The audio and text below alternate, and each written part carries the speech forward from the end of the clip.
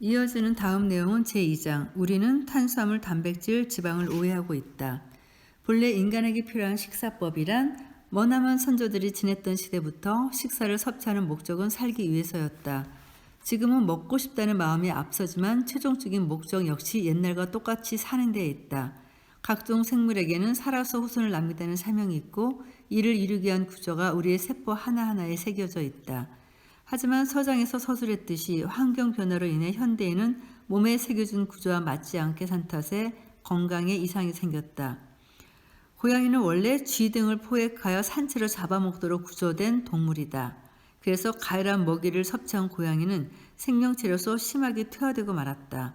사자도 마찬가지다. 육식동물인 사자는 생고기를 먹어야 살 수 있는 동물이다.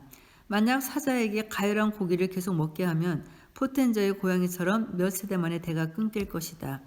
한편 인간은 잡식동물이다. 우리는 잡식동물로 살아가도록 타고난 몸을 가졌다. 그렇다면 잡식이란 무엇일까? 어떤 음식이든 먹으면 되는 거 아닌가라는 의견이 있을 것 듯한데 그렇지 않다. 인간의 DNA 구조는 선조들이 살았던 시대, 즉 호모사피엔스가 탄생한 시대에 갖춰졌다. 우리 선조들은 수렵 채집인으로 살았다. 마찬가지로 인류의 기원이 되는 선조는 농경 민족이 아니라 멧돼지와 같은 동물을 사냥하거나 물고기를 낚시해서 먹었다. 나무 열매나 조개도 먹었다. 우리 몸은 이러한 식생활에 가장 적합한 구조를 갖췄다고 봐야 하지 않을까? 하지만 현대인은 자신의 세포에 새겨진 구조를 완전히 무시한 식생활을 보낸다. 특히 농경 사회 이후 쌀이나 밀 같은 당질을 많이 섭취하면서 현대인의 식생활은 크게 달라졌다. 이번 장에서는 3대 영양소에 대해 다루는데 여기서 다시 한번 확인해 보자. 3대 영양소란 당질을 말하는 탄수화물, 지질을 말하는 지방, 그리고 단백질이다. 탄수화물에는 당질 외에도 소화되지 않은 식이섬유가 약간 들어있지만 밥이나 빵, 메밀국수 등의 탄수화물은 거의 당질이다.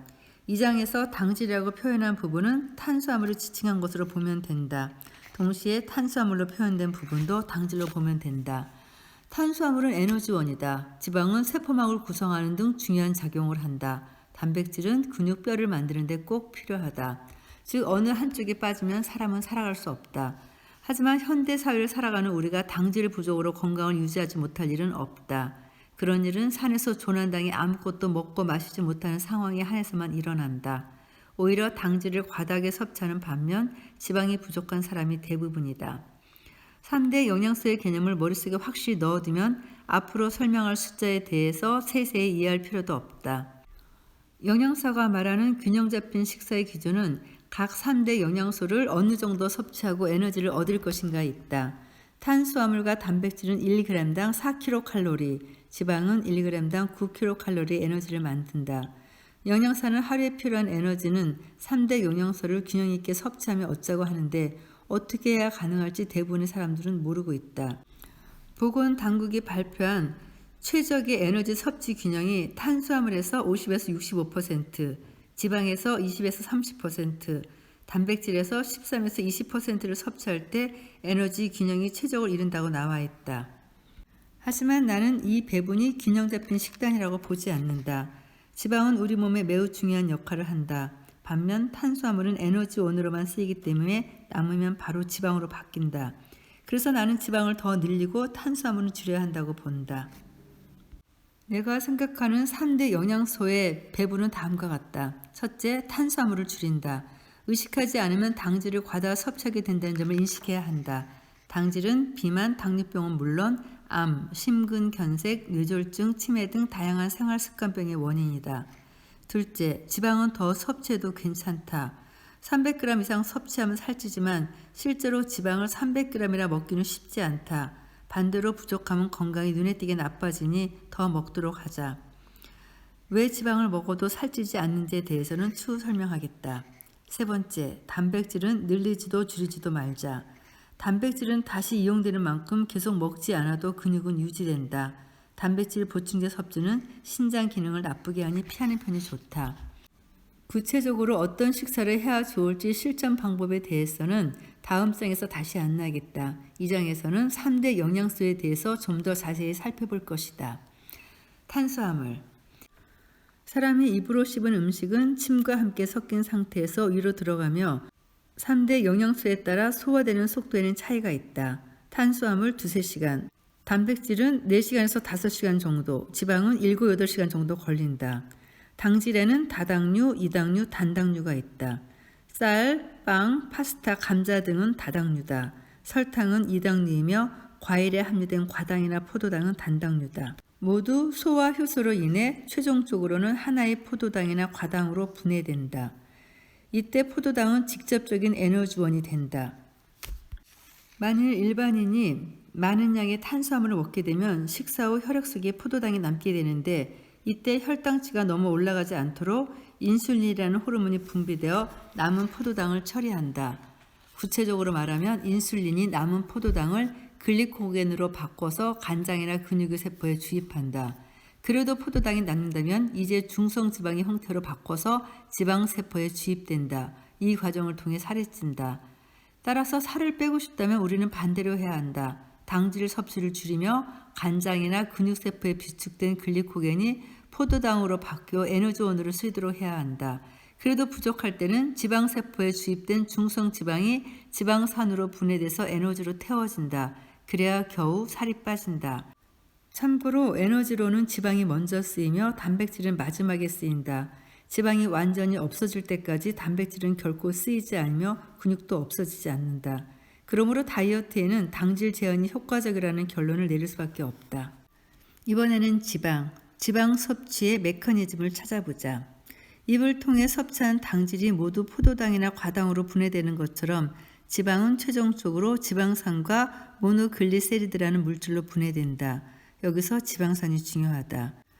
지방산에는 음식을 통해서만 섭취할 수 있는 필수 지방산도 있어 지방을 섭취하지 않으면 오히려 건강을 해치게 된다. 지방산에는 크게 포화지방산과 불포화지방산이 있다. 먼저 포화지방산은 버터, 돼지기름 등 동물성 지방이 많이 들어있고 불포화지방산을 대표하는 기름은 올리브유다. 그리고 중성지방은 트라이글리세라이드라고 해서 지질의 구성 단위인 지방산 3개가 결합된 형태다. 그럼 잠시 여기서 살이 찌는 메커니즘을 떠올려보자.